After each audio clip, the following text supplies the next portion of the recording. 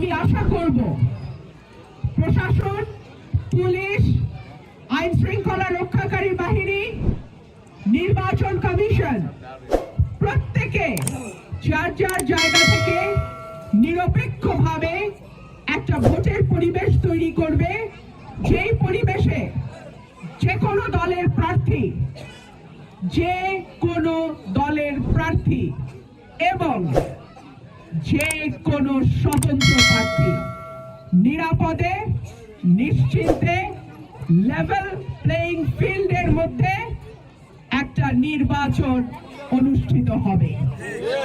আমরা আশা করব কোন দলের প্রার্থী বা কর্মীরা অন্য কোন প্রার্থী বা কর্মীদেরকে কোন রকম কোন ভয় ভীতি দেখাবে না।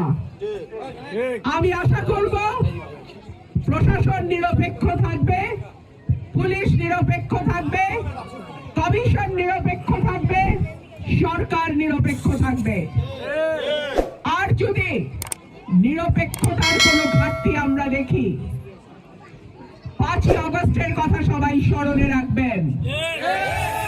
সারা বাংলাদেশে যে 5ই আগস্ট হয়েছিল সেটা যে কোনো আসনেই কিন্তু হইতে পারে।